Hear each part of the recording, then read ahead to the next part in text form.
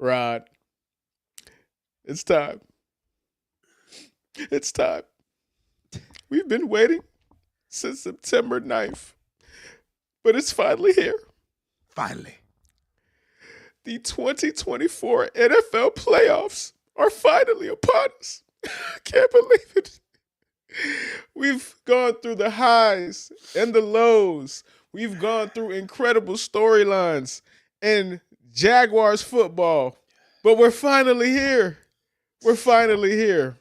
Sorry, Jaguar fans. I'm sorry I had to take a shot at y'all. You feel me? But at least you're not the Titans. At least you're not the Raiders. At least you're not the Patriots. At least you're not the New York Giants. Man, it was a lot of bad football. But we don't have to worry about bad football anymore because we are in the playoffs. And you know what this is. This is the Phin Outta Football Show. I am your host with the most, B Herbo, and I got my brother from another mother, Rod, man, in the building. Rod, I'm enthusiastic, I'm happy, but most importantly, I'm humbled. I'm very humbled. And I want to take this time to take a shout out to the people that are in the chat right now. Shout out to the people that have been growing with us. Shout out to the viewers. Shout out to the people leaving comments, the people liking, the people subscribing. This has been an incredible week. This is the week. These past couple of days and these past couple of episodes have shown me, and hopefully you agree, but it's shown me that what we're doing, we have a purpose, and I am rejuvenated. I am energized, and I'm ready to go harder. I'm not going to lie to you. Listen, man, like, I told you before the show, man, I'm a little under the weather, but I said, fuck it, bro. Like, shit's hot right now. Nah, you know what I mean? Facts. And it's hot. And listen, like you said, Herb, thank you to everybody who's showing love, showing support. And, the more y'all do that, the more we're going to want to do this thing, man. We fuck with y'all, man. Let's go.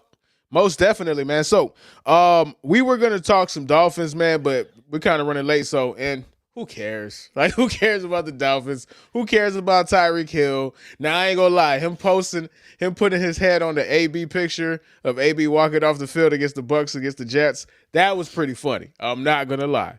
However, let me the tell you floor this, is yours. Hey, no, wait. You getting the big screen, baby. The floor. Yes, sir. So, listen, bro. I'm not going to go too deep into it because obviously, especially Dolphin fans, you guys have seen this entire saga play out. It was Tyreek Hill quitting during the game. Like, legit, just like niggas asking him, like, damn, bro, you done? Like, that's what Tyreek did, right? Posting memes, doing all that drama. So Tyreek Hill, the same Tyreek Hill that was fed up with the Chiefs he's here. So things are going to be interesting moving forward, Herbie. But that's not even what got me the most, Herbie. What pissed me off more than anything was the fact that when I was watching the end of the season presser with Chris Greer and Mike McDaniel, I can honestly say, Herbie, they're coming back. For anybody who didn't know, if this is breaking news, they're coming back. McDaniel, I'm cool with it. Like, we need a coach that can hopefully develop. He's still young. He can still learn. I was disappointed in Greer and Herbie. Greer, here's the crazy thing about this shit. I thought that if the Dolphins finished like with a terrible season, that, there would be a fall guy like Greer. I think many of us were hoping Greer would be the fall guy. Herb, the fall guy ended up being Tua. Shout out to Mars. Appreciate you, love. Yes, sir. Dog, the fall guy ended up being Tua. During the presser, you got Chris Greer talking about our quarterback was out 6.5 games. I guess it's time we invest in the O-line. Herbie, when this man said that maybe it's about time we invest in the O-line, I wanted to pull a Homer Simpson on him, Herbie. Just like Bart, just fucking. I was like, Chris, like, have you not seen, like, bro, the fans have been crying for this, dog. We've been telling you we need an offensive line. Now, after the season went to shit because your quarterback got hurt, because you guys poorly planned everything, now all of a sudden, oh, Herbie. Relax. Hey, whoa. We have a whole offseason to kick his back in. Kick it in. But I want you to contain that rage, and I want you to contain that passion, and I want you to diverge it, man. I want you to take a deep breath and then exhale. I want you to take a deep breath of bad, mediocre football Dolphins and exhale. We're breathing new life into you, man. We're in the playoffs, baby. This is playoff football. This is playoff Phin Outta water preview special. All right? Yes, sir. Yeah. And okay. And this is the point I want to make, and this is the point I want to make, and I hope that this points get through, because I want to say this. And part of the reason why I'm so excited is obviously because of, you know, the momentum that the show is having. But the other reason that I'm excited is because I'm genuinely excited for the wild card. Like, I can't remember football, bro. I cannot remember the last time I've genuinely been this excited for the wild card. I cannot remember, especially when they expanded it to 7 teams on both sides of the bracket, where every team is interesting. Every game is something that I genuinely want to watch. And I will say this. Go ahead and fix my lighting. The point and the take that I have is the NFL got it right. Almost. But the NFL got it right in this regard, right? Because what the NFL wants is to have parity. The NFL ultimately wants 32 good football teams. That will never happen. Bad coaching decisions aside, bad ownership aside, bad GM, bad personnel selections aside. That's never going to happen. But what can happen, and what the NFL wants to happen, is a weekend like this, where you have 6 games and everyone is a motherfucking banger. Like, every game has a storyline. The entire wild card has a storyline.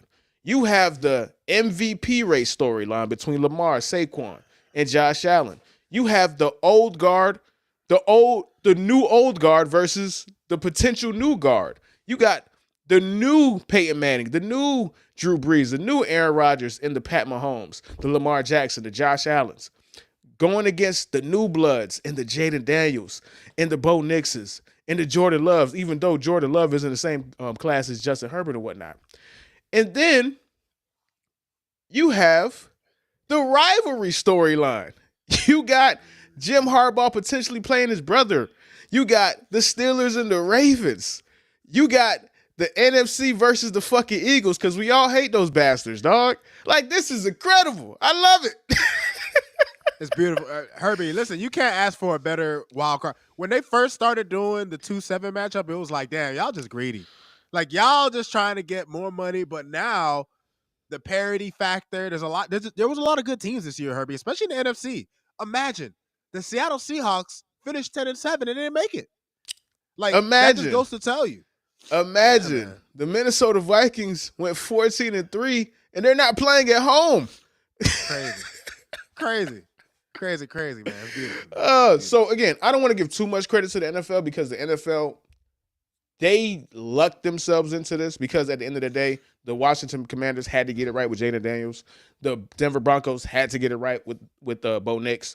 The Ravens had to get it right with Lamar. The Bills had to get it right with Josh Allen. The Chiefs had to get it right with Patrick Mahomes. A lot of things had to go in a lot of people's ways, but the NFL did put the parameters in place for this to potentially happen. Will this be the case next year?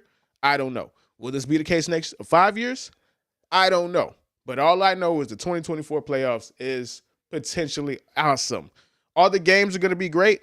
Most probably not. But the intrigue is there, and that's what I'm excited for, man. So with that, let's get into the game. And we have a lot of games to get through. So me and Rod are going to try to reel it in. We're going to try to do this in 5-minute segments for each team for all 6 games of Wild Card Weekend. And we're going to go in chronological order, starting with Chargers versus Texans. Let's preview. Rod, yes, Chargers versus Texans, 4-5 matchup on the AFC side. The new old guard versus the new guard in the CJ Stroud going against Justin Herbert. we have the return of Jim Harbaugh in the NFL playoffs. Mm-hmm. What do you think about this game? And what is the key matchup? All right, Herbie. So, when it comes to Chargers at Texans, Herbie, this is a game where you're going to have two teams that have been pretty good defensively all year. When I was looking up information for this game, because we looked up stuff for all the games, I was just like, first and foremost, the Chargers are hot right now. They finished the season on a 3-game win streak, and that always bodes well when you're going into the playoffs. And in the same token, they've averaged 34 plus points per game. So the Chargers are coming into the playoffs hot. When you look at what they do on defense, Herbie, the Chargers were 9th in pressures this year. They were a top 10 defense in pressures, right? Um, you look at they were number 1 defense majority of the season. And then of course, it's not just defense, right? You have Justin Herbert, you have an experienced head coach in Jim Harbaugh. You have Justin Herbert, even though his weapons don't, blow the doors off anybody. Lad McConkey has been a beast this year. You know what I'm saying? Quentin Johnston came on strong towards the end of the year. Spoiler alert, I might be talking about him a little bit. Joshua Palmer, supposedly he's doubtful for this game, so I'm not sure if he's going to play. But with the group of receivers they have, J.K. Dobbins at running back, you have one of the most, maybe like Jim Harbaugh is like in a weird place of coaches, Herbie, because he's been pretty successful damn near every year he's been in the NFL. He just decided to leave. He had trouble with ownership with the 49ers. He left, went to college, and now he's back. And you could argue that he's in a better situation, right? Because before he had Alex Smith, right, as his quarterback. Now you got Justin Herbert, who is kind of like Alex Smith with a bigger arm, I guess. You have he has a defense that is as good. Now, granted, the star power isn't as potent. Like, he had Patrick Willis and Navarro Bowman, and when Alden Smith was actually good, like he had some bangers back then. But the Chargers are a loaded team, Herbie, and they're hot right now. And then you flip to the other side, the Houston. Houston is another team, great defensively. Their defense has been their unit all season long. You look at Houston's defense. They were 7th and 3rd down. They weren't great points per game wise or in the red zone, but they had one of the most ferocious pass Ds in the league. They led the league. They were 2nd in turnovers, 2nd in interceptions, I mean. So, and their rush defense allowed about 3 yards per carry. So they were pretty good against the run, and they were pretty decent against the pass at times. They just suck in the red zone. I think they ranked 27th. So you couldn't really drive on them, but at the end of the day, Herbie, with the way CJ Stroud has played, I don't really have a lot of confidence in them. And I'm not blaming him. One thing I'm noticing, especially when I posted the Bears take on TikTok, is that a lot of fans come and they want to defend their guy. Listen, I understand that CJ has been dealing with the worst interior offensive line arguably in football, and that has showed. But you know, at the end of the day, dog, I give it to the Hey Chargers. man, listen, man. Listen, I know what I you're give trying it to to say. the Chargers, At the end of the day, bro, who fucking cares? Everybody has a listen. We don't pay you to complain about your bad interior O-line. Does it suck? Yes. Are you going to be able to always have a functional offense with that? Not. But the great ones have to overcome, the great ones have to adjust, and the great ones have to be great, right? And again, is it all of CJ's fault that he didn't even match what he did his rookie year? No. Defensive coaches get paid too. You know what I'm saying? And he's going against a good defense. This is the playoffs, right?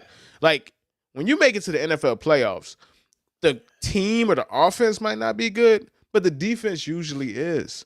So you're out there, bruh. Like, bad O-line or not, bad interior line or not, you got to produce. And we both don't trust them to do that. So I feel like you're going with the Chargers. You feel me? I'm going with the Chargers too. And you know how much that pains me, bro. Anytime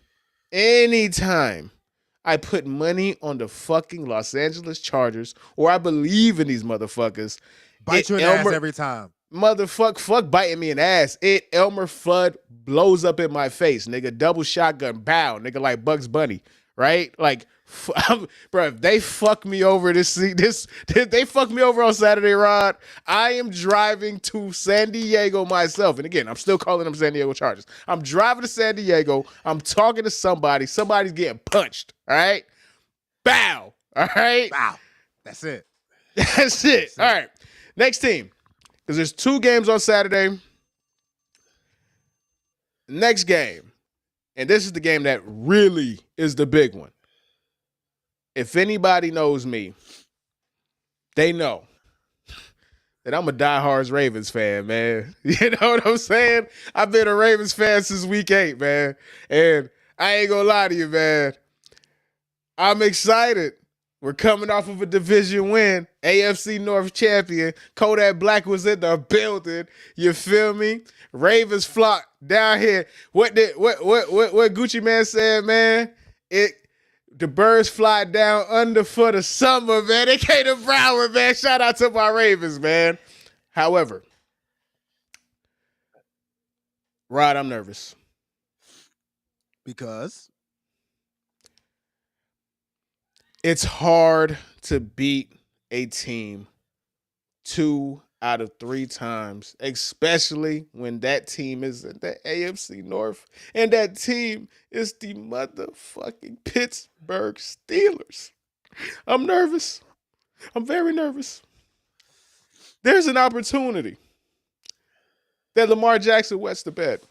And oh my fucking God if he did. So there's 2 ways we can take this conversation, Rod. Conversation A is the game, or conversation B, which is the game within the game in the macro sense. What happens if Lamar Jackson loses this game when he most likely will be the MVP and he goes out first round? Where do you want to take it, sir? Oh, you got to start with the game within the game first, bro. You got to start with the game within the game. Let's get messy to begin with, dog. Let's get messy, man. Before we get messy, man, we got to go ahead and get a question from the good homie Dom. Dom asks, "Is that a Foster's? That's a beer for a man that collects Social Security. LOL." Rod, listen, are being accused of drinking a Foster's. Is that what's happening right now, sir? That is exactly, no shame, nigga. I fuck with Foster's, man. Listen, hey, I will proudly collect my Social Security, Herbie. Fuck it. Fuck it. All right, man. First things first. All right, we got a bunch of people in the chat, man. Everybody in the chat, drop a comment, say what's up, tune in, drop a like, you feel me, get some stars. I don't know how Facebook works or whatever the fuck it is, but drop some comments, man. You feel me? We want to make sure that everybody's engaged. We want to make sure everybody's a part of the conversation, man. But back to the game within the game. The Baltimore Ravens are going to go into this game without Zay Flowers. He is going to miss his game. He has a knee injury. Hopefully he's back for the rest of the playoffs. Okay, first things first, man. Dro is in the building. Shout out to Dro, man. Pedro. Any kind of conversation, any motherfucking questions that you got about because we about to talk some Lamar Jackson. Fuck all the other shit. We about to talk some Lamar Jackson, man. All right, let me go ahead and cook, man. Shout out to Glorilla. Let me cook. Lamar Jackson cannot lose this game. But under any circumstances, he can't lose this game. Not only can he not lose this game, he cannot look bad in this game. He has to be excellent in this game. He has to dominate. He has to be the league MVP. Or he's getting crucified. And I will be the first one on his ass. We cannot give him any more leeway. Remember last year when they had arguably one of the greatest defenses of all time, by advanced statistics, and they went out sad against the Chiefs. Sad as fuck. That can't happen this season. That cannot happen in the first round. That definitely can't happen against the Pittsburgh Steelers. So, how do you think this plays out, Rob? Well, Herb, I think it's important to note, dog, like maybe the biggest difference with Lamar going into the playoffs this year than previous years. Yeah, he's without Zay Flowers, but he got King Henry. Herbie, I was looking at this stat when I was looking up info for the games, Herbie, and it blew my mind. The Ravens this season were 10-0 when Derrick Henry rushes for 90+ yards. They have 5 losses this season when he rushes under 90. Herbie, the method for the Ravens to win this game, the method for the Ravens throughout the playoffs is simple, Herbie. Run the fucking ball. That's what you went on and got King Henry for, to take that pressure off Lamar. Look at the kind of season Lamar has had this year, Herbie. He finally has an offensive coordinator that wasn't afraid of putting shackles on him in Todd Monken. They got him receivers. They got him a running. They got him an all-time great running back. And what does he do? First ballot Hall of Famer. First ballot Hall Who of was Famer. 30 yards away from having 2 2,000-yard seasons.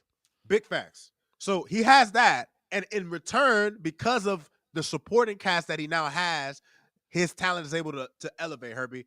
41 touchdowns just passing, 45 total touchdowns, 4 interceptions, 3 of which you could argue aren't even his fault. So when you really look at the scope of how he played this year, Herbie, what he has behind him, Herbie, there's really no, like, if I'm being honest, the Ravens at minimum got to make the AFC Championship game at minimum. Minimum. Like, they have the formula, Herbie. And here's the thing. Their defense was a weakness to start the season. Their defense in the last 4 games, Herbie, going into the playoffs, they've held their last 4 opponents 20 points or less. Okay? So this is a defense that has come on strong as the season has gone on. They got hot at the right time. Mm-hmm. You have an MVP caliber quarterback, an MVP caliber running back, Herbie. And the Steelers are not some slouches, right? Like, but here's the thing, Herbie. The Ravens ended the season on a 4-game win streak. The Steelers ended the season on a 4-game skid. The Steelers are reeling right now, Herbie, because their offense can't really do much of anything for them. I had a stat here that I had written down, but it basically, the Steelers have been under 18 points in 4 straight games. Oh, shit. They've been under 20 in 6 of their last 8. Oh. So the Steelers offense is in quicksand, Herbie. They're trudging along. And you're going up against an all-time great quarterback, yes, an all-time great running back, an all-time great head coach. I mean, I think the Steelers are in for it. And look, TJ Watt's been incredible. 61 total tackles, 40 solo, 11.5 sacks, 6 forced fumbles, 4 pass defense. He's been a beast. But Herbie, Lamar, Derrick Henry, and Herbie, everybody talks about Lamar. Derrick Henry too. Like, this is his chance to cement his legacy. He's already going down as one of the greatest running backs of all time. It's hard to have those. It's hard to have those conversations because, and again, it's not fair. But this is what we paying these dudes $60 million a year for, right? You get all the blame, but you also get all the fucking credit, right? Like, nobody, if Derrick Henry doesn't win a championship, nobody's gonna say, man, Derrick Henry didn't win a championship, especially in the modern NFL where everything goes through a quarterback. This is about Lamar. Right? This is about Lamar. But let's go ahead and get some of these comments before we go on to the next game, man. If they don't be consistent with running Derrick Henry, the king, they dead because they play too much about that, man. That is from the homie Paige Dro. Big love. We got another. Big love. Oh, one more from Dro. Russ most likely gonna blow it. Hey, I feel the same way. It's dog. So that's funny. why I didn't even bring him up. Bro, okay, let's no, we supposed to do 5 minutes on each team, but let's stay on that right quick, right? Mike Tomlin, bro. Mike Tomlin's big joker was Russell Wilson, bro. And that shit came to be the little joker, dog. Because somebody had the actual big joker. It took all his spades, bro. He don't got nothing else. He has nothing else. Russell Wilson was his big joker, dog. It just happened to be a fucking 2 of spade instead of a big joker. They have been terrible. Whatever he was doing at the beginning of the season. And again, a lot of this is why we do a podcast, and this is why I consume so much real football content. I don't consume ESPN. I don't consume a lot of other bullshit because a lot of people that get on TV don't actually watch football. Anybody who actually watched the Steelers would tell you. All they did was run the ball with Najee Harris and take a couple deep shots. The deep shots just happened to be working. George Pickens went out. There was nobody to throw a deep shot to, and they've been ass ever since. Russell Wilson came back to reality, bro. Like, that's just what it is, bro. I can't hear you, bro. He fell down to earth, man. He fell down to earth. Man. Hey, hold on, man. Hold on. Matter of fact, y'all can all see y'all comments. Matter of fact, I want to get the running comment on here, bro. I'm gonna try to figure that out, man. Yeah, man, we got a reunion, man. Shout out to the community, man. We got a reunion, man. Pedro Fredilla, man, class of 08, man. Yeah, man. Let's go, man. Let's go, man. All right, so that's hilarious. All right, man. We got the homies.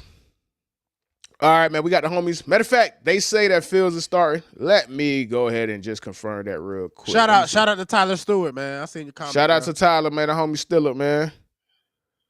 All right, so it is not confirmed, but a lot of the Ravens are feeling that it's going to be Justin Fields. I mean, damn, that's a terrible spot to put Justin Fields in, bro. You can't make that man not start and put him back in the fucking playoff game, bro. Bro, out of fucking nowhere, bro. Out of fucking nowhere, dog. Hey, that's fucked up, man. That's fucked up, man. All right, let's move on to the next game, man. Now let's get to the Sunday games, man. All right. We don't have to spend too long on this one, but I know you have stats for all of these games. So, Rod, what are your thoughts on Broncos Bills? 1 o'clock Eastern, Sunday afternoon, man. Broncos Bills. Josh Allen versus Bo Nix. So, Herbie, listen, I don't want to be accused of bias here, which is fine because fuck the Bills, right? But listen, I actually find this to be one of the more intriguing games of the weekend, and I'll tell you why. Oftentimes in sports, we have something that is called, it's an old saying that goes, styles make fights.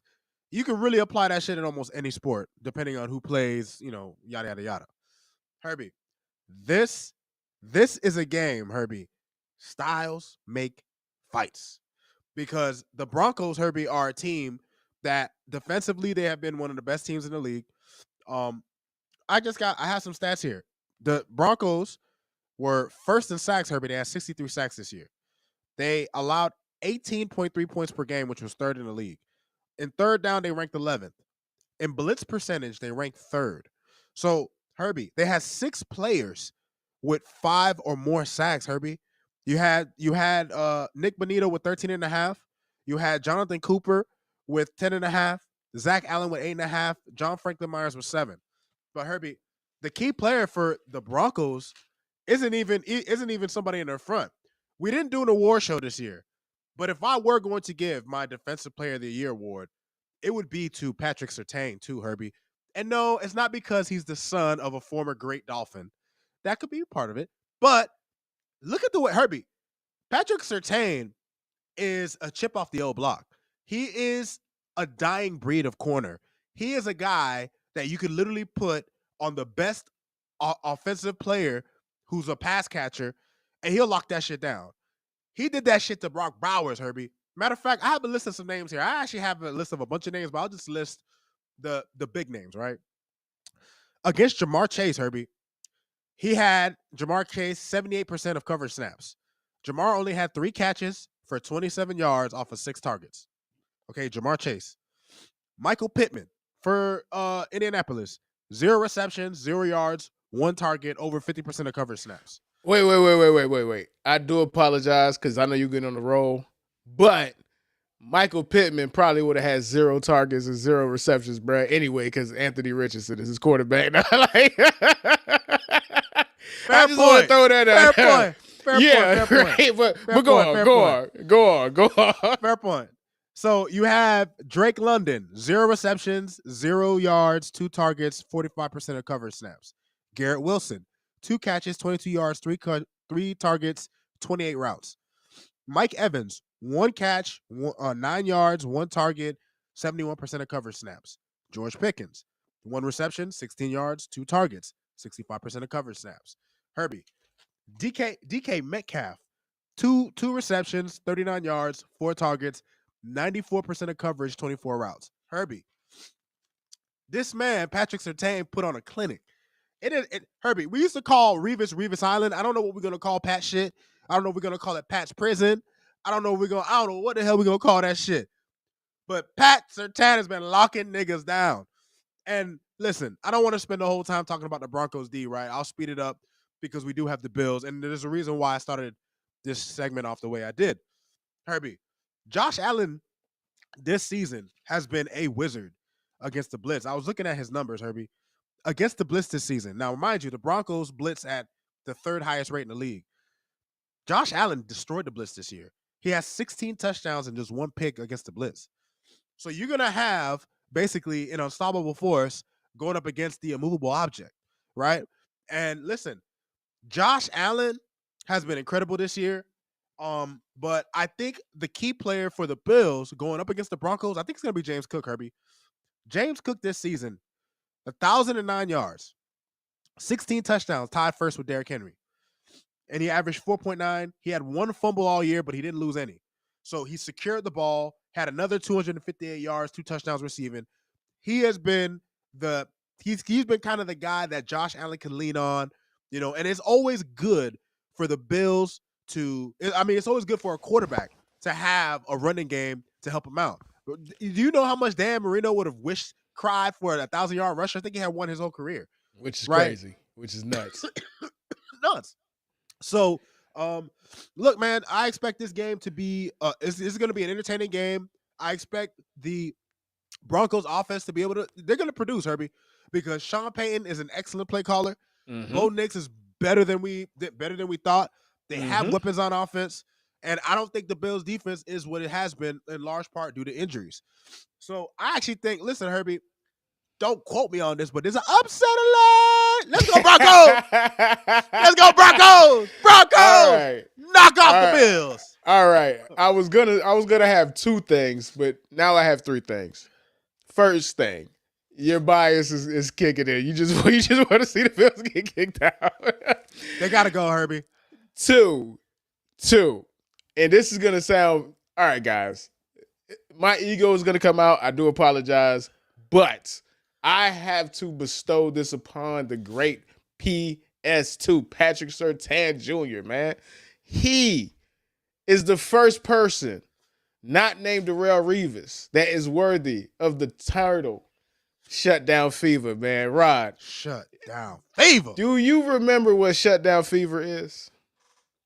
Shutdown Fever is when I used to play cornerback because, all I play on NFL Superstar Madden is cornerback. And I would destroy receivers and completely take them out of the game. When I created the term Shutdown Fever, man, it is a sickness. You have stickiness. You have fear. You have a shadow that's always around you.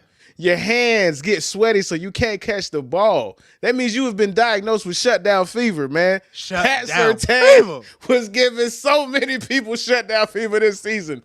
Oof. This man had a similar year to the vaunted all-time great Darrelle Revis 09 year. And he didn't get any kind of credit for it. Most people don't even know what he looks like. Most people don't even know his name. He was incredible this season, man. He's my defensive player of the year, Herbie. No, mine's too. Yeah, mine's too. And before we get out of here, we go to the next game. I have one last point. Did James Cook Space Jam his brother? He gave him the ball, Herbie. He gave him the ball. Did James Cook go to his brother's house and steal all his motion? Because it's like James Cook wasn't always getting off like this. He wasn't always getting off like this. It's the minute Dalvin Cook became trash, James Cook became a good football player, bro. I know what he did. Them boys is from Miami. He went to the woo lady, bro. James Cook went to the woo lady. He put voodoo on his old brother to get his skill, bro, and his talent, bro. That's fucked up, man. That's fucked up, James. That's fucked up, James. All right, man. Next game, and we could go through them. Which ones do you want to take your time on and really get in? Because we got Eagles, Packers, we got Commanders, Bucks, and we got Vikings, Rams. I'll definitely want to take my time on Eagles, Packers a little bit. All right, so that's next up, and then we could blow through the next two. Yeah, Packers, Eagles, man. Why are you rooting for the Packers, and why do you hate the Eagles? Oh, that's me. I'm sorry. My bad. That's me. Sorry. Well, I'll tell you this, Herbie. if there is only one team in the playoffs who there is no result that will surprise me, it's the Packers. The Packers are the one team that could get blown out in this game, or they could win. They could win a Super Bowl, Herbie. Their variance for me can be anything. They're the only team that wouldn't shock me with any result. That's how I feel about them. Now, before I get into the Packers, Herbie, I'm going to talk about the Eagles a little bit. Go for it, man. You're much loved Eagles. So the Eagles won 12 out of their last 14 games, bro. They were the hottest team in football prior to Jalen Hurts getting out. They are 10-0, Herbie, in their last full games with Jalen Hurts. Oh yeah. Oh, sorry, you give me a headache with just saying this shit. All right, Herbie. bro. But look, I say all that to say this. Let me just get to the point, right? The biggest reason why the Eagles were as good as they were, Herbie, the Eagles were last in pass attempts, but they were first in rushing attempts. Saquon Barkley, Herbie, 2,005 yards, 5.8 yards, almost 6 yards per carry, 13 touchdowns on 345 carries, which led the league. This man had 12, Herbie. He had 12 100-yard games, including seven games over 140 and a 255-yard game. Crazy. Saquon going to the Eagles saved their season because remember, and listen, Eagles fans, for the Eagles fans who are going to watch this, obviously we don't know y'all team like y'all do, but we obviously always looking from the outside looking in. And from the outside looking in, there was a lot of beef. Like the niggas was beefing with the coach. Man, ain't no outside looking in, man. Them boys was beefing. Listen, you got AJ Brown, and I'm paraphrasing. I am not a lip readerologist. I don't have a degree or PhD in reading lips, but this is what I think AJ Brown was saying, and I'm using my own skill, right? I think AJ Brown was saying this to Devontae Smith on the sideline. Hey, that nigga trash, bruh. That nigga number one, he trash. He's number one in being ass. That nigga garbage, bruh. He can't get me the ball, bruh. Hey, that man, who he throwing to, bruh? His mama in the sideline, bruh? I could be wrong. That's what it felt like he was saying. I think he also said, hey, bruh, he missed me again. I'm going to his shit, bro. You trying to get in on that?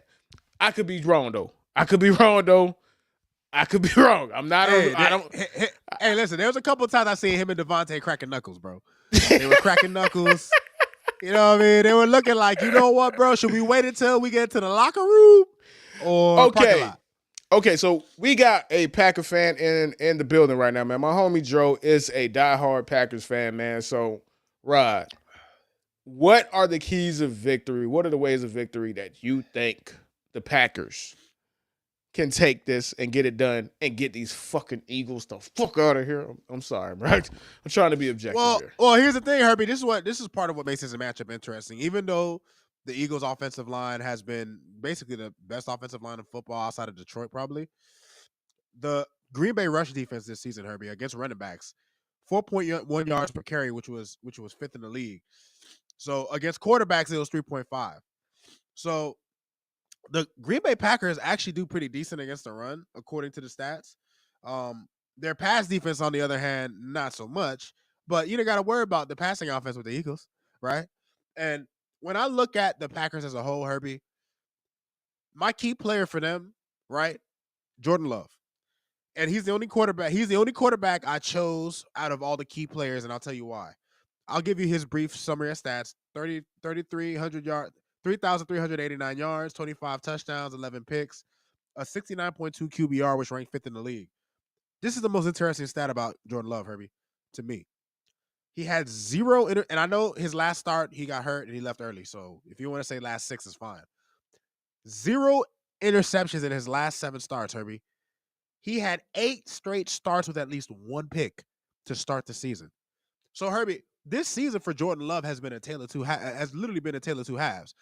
He was a supreme gunslinger to start the year, and as the season went on, he became a far more effective, efficient game manager, right? What are we going to get, Herbie? Who are we going to get? Like, at the end of the day, Herbie, I think in a game like this against a team like the Eagles, I think Jordan Love is going to have to elevate. Christian Watson's hurt. So, obviously, they have other weapons. You know what I'm saying? They have, I want to say, is it Romeo Dobbs? They got their quartet of guys, right? But at the end of the day, Herbie, in the NFC, who is really the premier supreme quarterback in the NFC, Herbie? Like, he has an opportunity to claim that spot. Like, Jordan Love is a guy who, by the end of this postseason, Herbie, we could look at him as a guy going down, or we could look at him as like, oh, maybe he's more towards, maybe he's closer to the Burrow, that class of guys. I'm not saying he is, Herbie, because we don't. To me, when I see him this season, Herbie, he was a good quarterback. He was actually really good at times. You know, I'm not gonna say he can't be great. He has shown flashes of really good play, of great talent. And then we're gonna need to see that in this game, bro. They're gonna rely, because listen, the Eagles defense is nothing to play with, dog.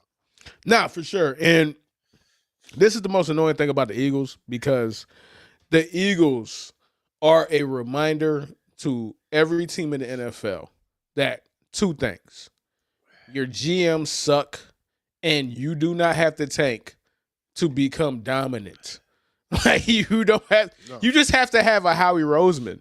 You just have to have people upstairs who truly know what the fuck they're doing. Think about, like, it's like they don't have a fucking salary cap. It's like the NFL has a salary cap, and then the Eagles got whatever the fuck they got. Think about this. The Eagles have Jalen Carter, Quinyon Mitchell, Cooper DeJean, a bunch of dudes from Georgia, Nakobe Dean, all of these guys on their rookie contracts. Like, and then you got drafted, bro. You got Lane Johnson. Lane Johnson is arguably one of the 10 or 5 greatest right tackles of all time. They got him. They had a multi-all-pro and arguably the greatest center of all time who just retired last year. Jason Kelsey. The worst player on their team was the best player in the Super Bowl 2 seasons ago. I can't stand this shit, man. How do you let them get A.J. Brown? How do you let them get Devontae Smith? How the fuck do you let them get Saquon Barkley? And the irony of all of that is, a team that has that much talent, a team that has that many ways that they could beat you, they could play zone, they could play man, they could blitz, they could cover. Doesn't matter. We still don't fully trust them. Why? Because that nigga that A.J. Brown wants to fight is still their quarterback, dog. Come on, man. Packers taking it, man. Let's go, Packers. Let's go. Go, Pack, go. Go, Pack, go. Go, Pack, go. Go, Pack, go. Go, Pack, go, man. All right, so guys, we're going to blitz through the last 2 games, and then I don't know if anybody wants to stick around. Me and Rod are going to have our, stab at this whole FS1 situation and the scandal, you feel me? And so anybody who wants to stick around for that, please stick around. We want to have multiple inputs. We want a bunch of comments. We want to react to what everybody's saying and give you guys the opportunity to get your voices for that situation as well, man. So next team, though, Commanders-Bucks. What you got for me on Commanders-Bucks, Rod? Commanders-Bucks, Herbie. So the Bucks and the Commanders are 2 teams that have been pretty hot going into the end of the year, right? The Bucks won 6 of their last 7 games. They've scored 24-plus points in 7 straight games. They were 4th in offense, 29.5 points per game. Crazy. First and third down offense, Herbie, which is super impressive. But then on the other side, Herbie, you got the Commanders, right? The Commanders, 28.5 points per game, which was 5th in the league. They were 6th and third down. They scored 26-plus points in 4 out of the last 5. Jaden Daniels is a rookie. 25 touchdowns, 9 picks, 101 rate, and that doesn't even include his rushing stats. Herbie, Baker Mayfield. Dude, this dude had 41 touchdowns. I was like, Baker got 41 touchdowns? Baker had 41 touchdowns, right? And there's another storyline that I want to get to, and I completely forgot about this storyline, right? This playoff, and it's funny that the next 2 games are reflective of this. The other storyline that this playoff has is the anime shonen redemption story between Baker Mayfield and Sam Darnold. Sam Darnold almost had 40 passing touchdowns. Baker Mayfield had 41. It's incredible. Like, yeah, the NFL really got its way almost, but got its way, man. We got one comment real quick. Okay. That's just Pedro Mahomes saying exactly. But I do apologize for cutting you off. What were you saying, Rod? No, you good, brother. You good, brother. So What's intriguing about this matchup, Herbie, was when I picked like the two key players, I just chose two offensive players because you had the fourth and fifth best offensive football going at it. But this is what interested me about the Bucks. The Bucks played 7 teams that were above 500. 4 of those teams, they were able to hold them to 20 points or less. So what that tells me, Herbie, is that even though the Bucks defense overall this season, like their pass defense allowed like a 96.6 rate, which was 25th in the league. They only had 7 picks as a unit, which was tied for 26. So the Bucks D doesn't really make plays, but they can tighten shit up. They could shut shit down. They held Detroit to 16. I think they held Detroit to 16 points. They held played Detroit to 16 points, and Detroit had 7 red zone trips and got 1 touchdown. So that speaks to exactly to, and that's Detroit. Detroit, who routinely puts points on the board. Detroit, who routinely executes in the red zone, bro. So that speaks exactly to what you're saying. And bend, but don't break. Right, and here's the flip side to the Commanders, Herbie, and this is why I'm favoring the Bucks in this matchup. When the Commanders played 6 teams above 500 this year, Herbie, they gave up 26 plus in each matchup. The Commanders' defense against good teams can't shut anybody down. So you have a Bucks team that has a hot quarterback, an all-time great receiver. They have Bucky Irving. Like this Bucks team is rearing to go, and then you have this Washington team that obviously Jaden Daniels is hot cooking as a rookie. Terry McLaurin, he had 1,000 yards this season, 13 touchdowns. I'm happy for him because he suffered a lot of years with bad quarterback play and bad ownership and management. And I'm always happy when talented players can have an opportunity to showcase themselves. Like when Calvin Johnson could be in the playoffs, it was beautiful. You know what I mean? Like when AP made the playoffs, it's beautiful. Because these guys didn't always make the playoffs because they didn't always have quarterbacks. So I'm expecting this to be a high-flying, super high-scoring matchup, but I do think these teams played earlier in the season, Herbie, and the Bucks won 37-20. I think this game could play out in a similar fashion to where it'll probably be close early, but I think the Bucks D can clamp down, and with the offense that they have, they could pull away. So I have the Bucks taking this one. Yeah, man.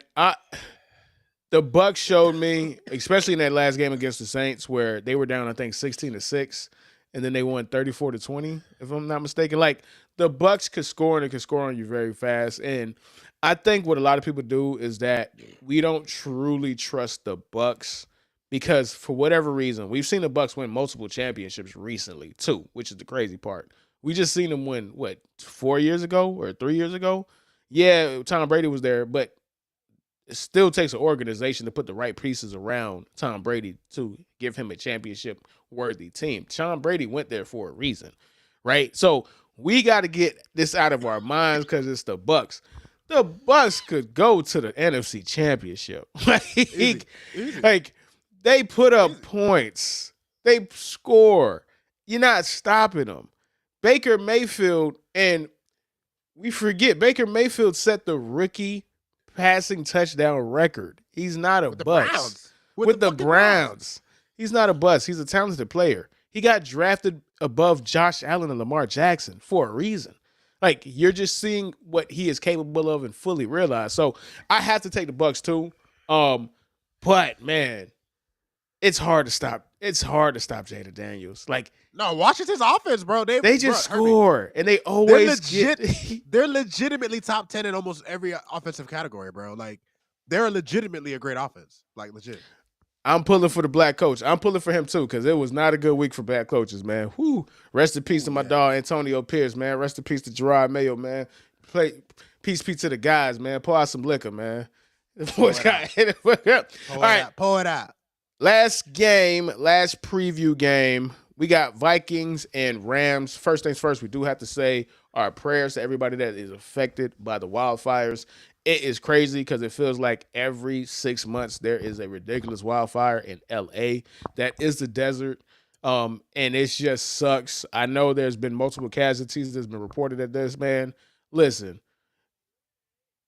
Earth is saying fuck y'all. That's just reality of the situation, bro. Earth is Mother Nature, bro. Mother Nature is saying fuck y'all. Y'all been polluting. Y'all been doing all kind of ridiculous shit on this planet. Y'all been sucking this oil well dry. Fuck y'all. And so yeah, man. prayers out there, bro. But let's talk about the game. And that was a very bad transition, but I mean, how can I transition? You can't, you can't forget that. You gotta throw that in there. Yeah, there's no way, man. You gotta throw that in there. 1-1-1-1-1. Let's go, Bucks. Our injured players are coming back. Our defense is coming back. Baker is a QB and running back through our game. Let's go, Tampa. Metal Josh. Metal Josh. Man, shout out to all the homies, man. Make sure y'all get them likes, comments, and subscribe to the channel, man. Make sure y'all get them up, man, so we can hit that algorithm, man. So, last preview game before we talk about the FS1 scandal.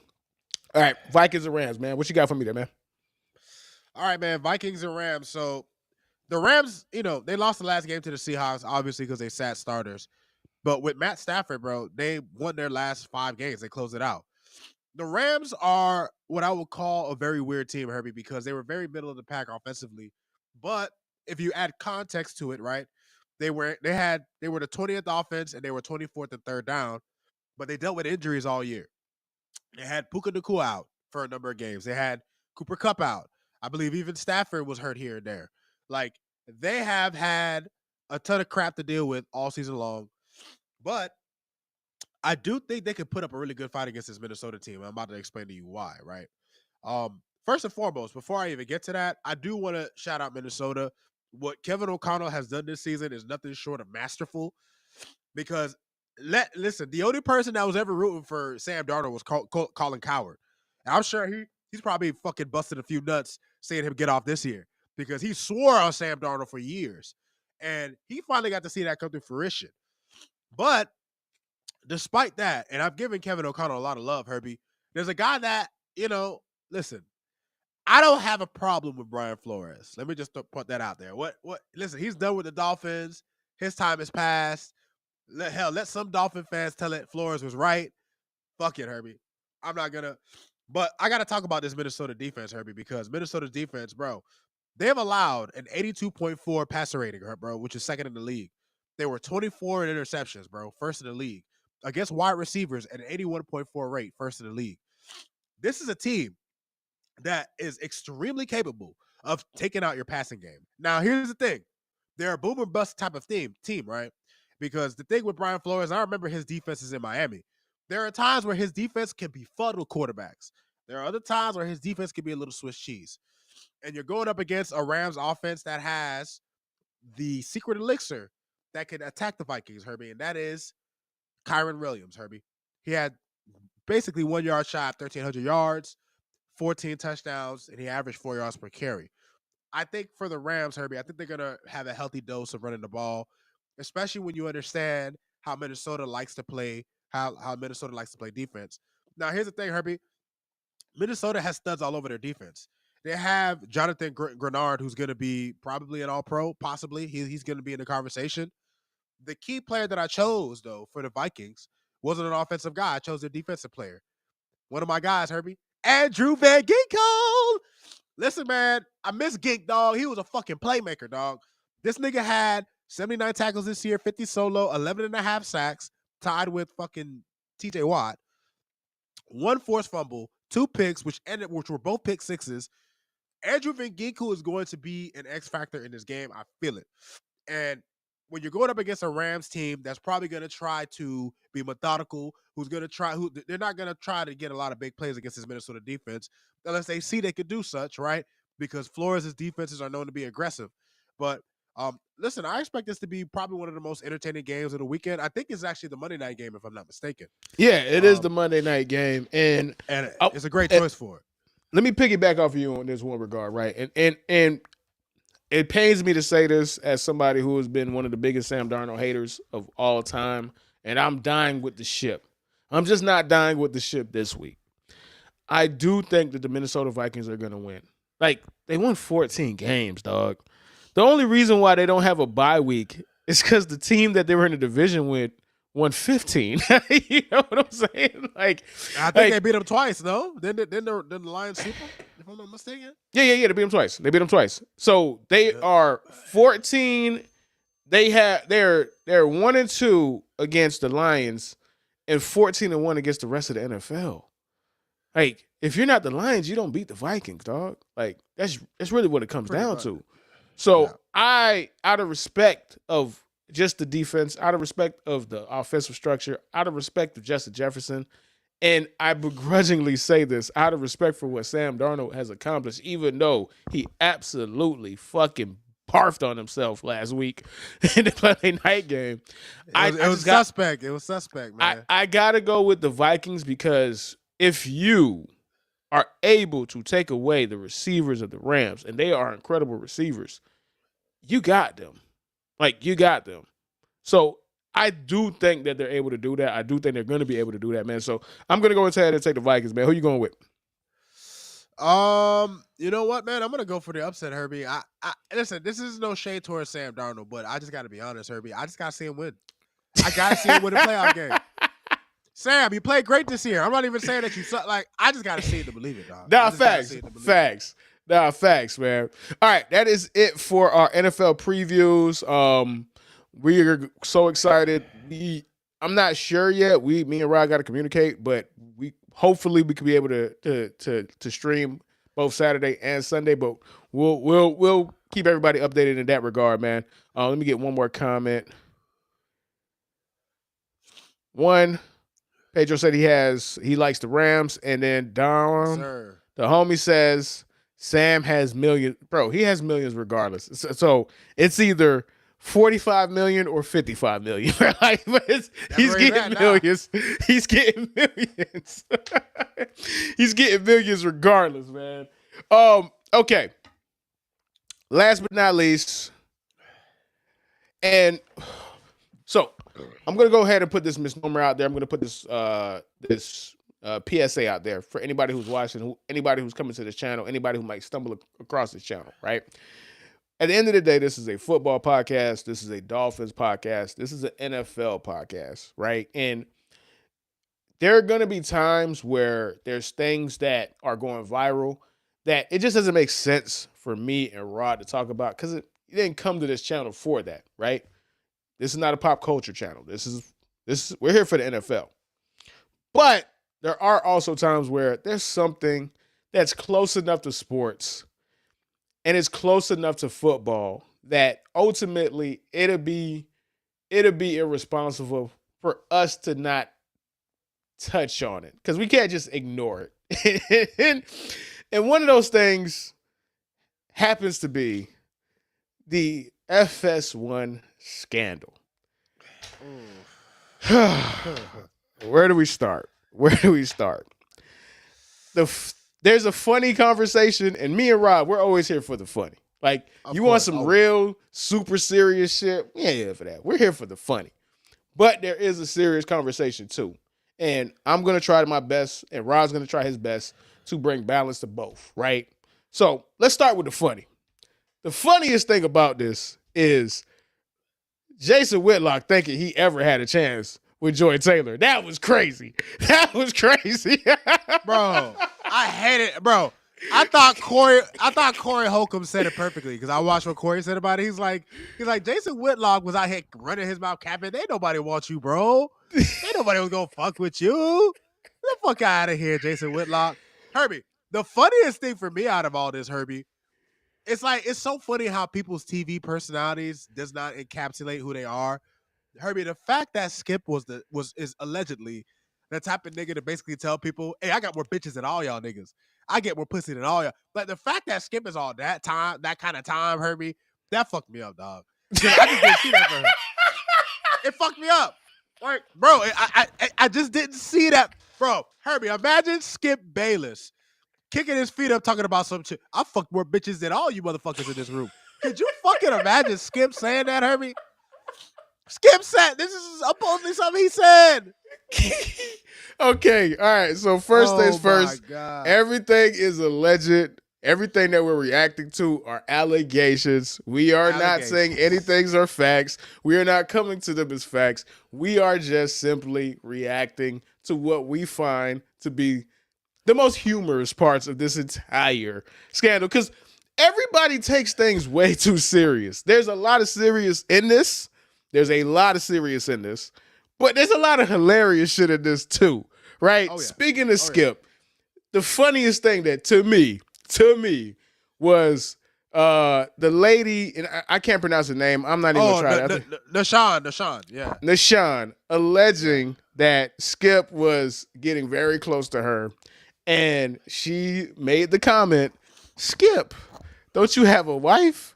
Which Skip replied, "Aren't you Muslim? Isn't that a part of y'all culture? You can have multiple wives. Don't your daddy got multiple wives?"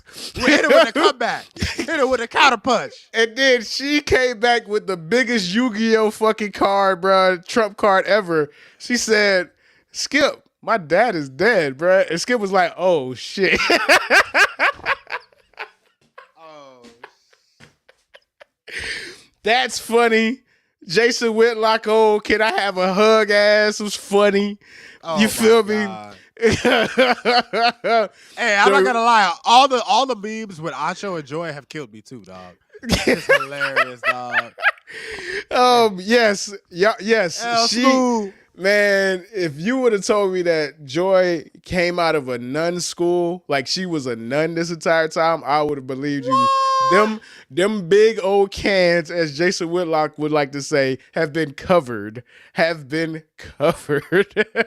You will never see them again. They are gone. They are done. Listen, nigga, Colin had a Freudian slip once, dog. Yeah, we'll go on to the titties. I mean, cities. Joy had them titties. She had them things. Ah! Woo, boy. Okay. All right. Okay. There's a lot of funny in this. There's so much funny. There's the funny of a bunch of dudes trying to clown Joy for fucking Emmanuel Acho. Do you idiots understand that Emmanuel Acho is the top 1% of black men in America? The fuck are you niggas talking about, man? Like, now, and this is where it gets to the point where we might have to have a little serious conversation, right? So, when women are involved in situations like this, and the internet has a weird relationship with women and women's sexuality, right? Like, people are trying to clown Joy Taylor for having sex.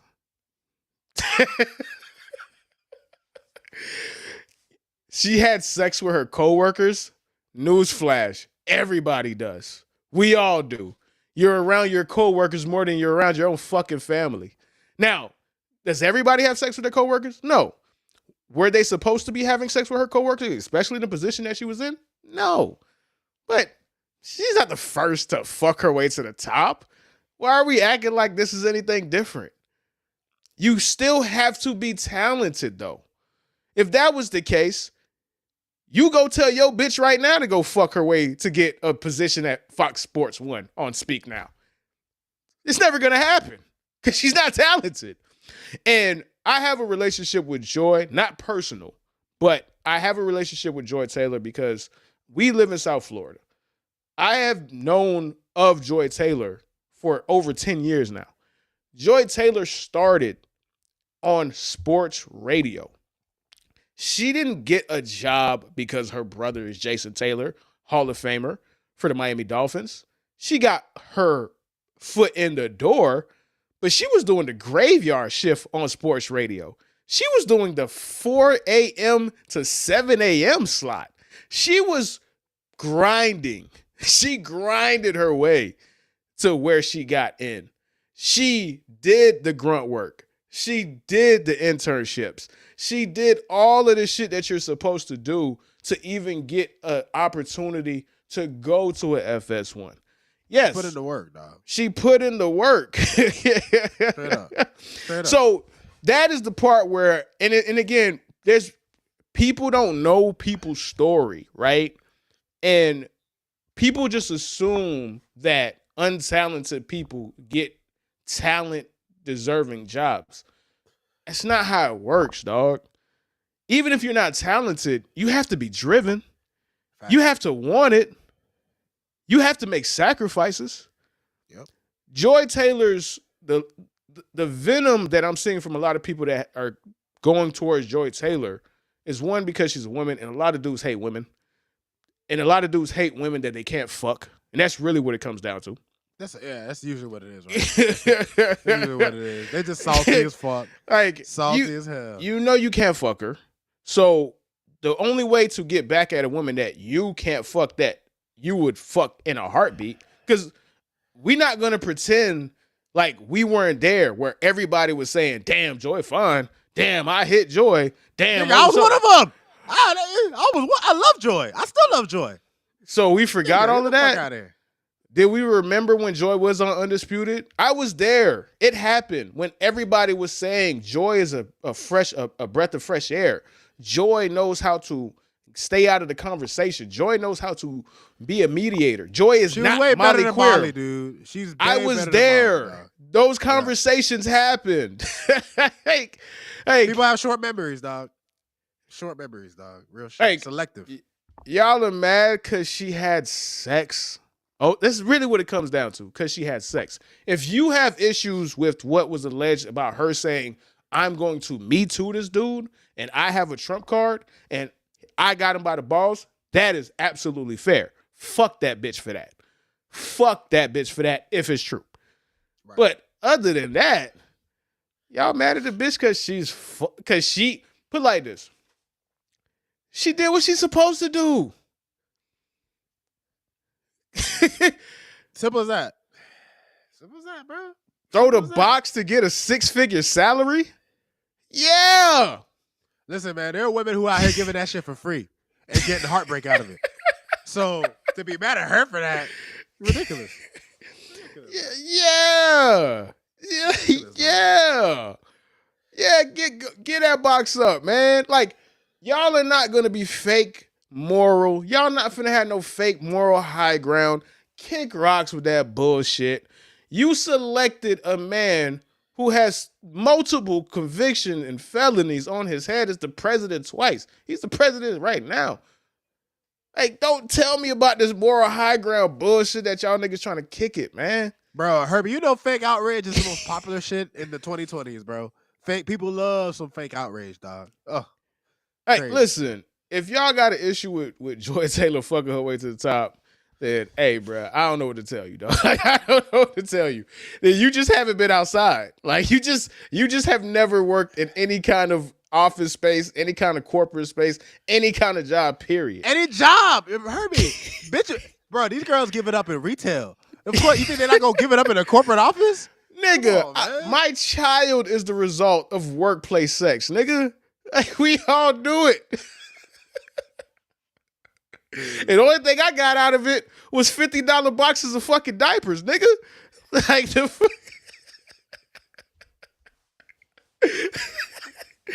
hey, shout out to her. She got 6 figures out the shit, man. She did it way better than I did. So, nice. The skip side, there's a conversation to be had on that. And based off of, and I'm going to be quite frank, I have to be honest to the people. I got to be very forthright. I can't even speak on the skip part because I ain't going to lie. Herb got a weird case. So if I can't cast any aspersions on Skip based on anything that happened in my own personal life. What I can say to that is I hope this made him reflect. And if all of this is true, like, the situation that happened to me made me reflect, made me grow, made me a much better man, made me a much better father to a daughter. There's conversations that you got to have, how you deal with women. All it takes is one fuck up, and that's on you for life. How you move forward with that, how you progress through that, that is on you. You can either go left or you could go right. But I hope Skip, if this is true, all of this is true. Again, these are allegations. Anybody could throw a lawsuit on you. None of this shit could be true. And nobody will be able to prove anything unless there's text messages, emails, whatever, right? Real deal receipts, yeah. Real deal receipts. Yeah. But if this is true, I hope this makes Skip wake up, because you can't be over here telling your dogs how many bitches you niggas fucking. Like, you wildin'. And you can't be offering a bitch a $1.5 million for some kitties, bro. Listen, you can't 1.5, nigga. You fucking it up for the niggas like me. Listen, I be outside. Sometimes I might pay for it. You cannot bring the price up like that, Skip. It's inflation. Crazy. Niggas is broke. We ain't got it like you, dog. 1.5 for the pussy is crazy. Nigga, that's ocean deep. That's ocean deep desperation, dog. Ocean deep. I'm talking the part where you get crushed, nigga. Where the fish have exoskeletons, nigga. Like ocean deep desperation, nigga. Get the fuck out of here. You can't want no pussy that bad, bro. I'm sorry. 1.5 for the pussy is nuts, Skip. Come on, dog.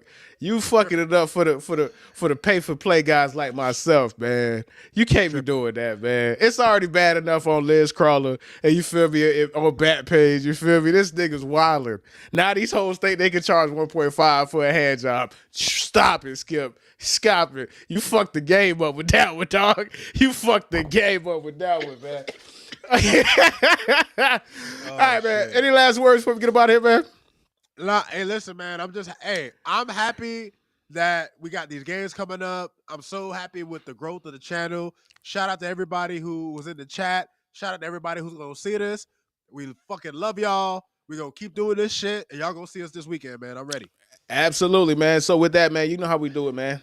Deuces. See y'all. Deuces. Now the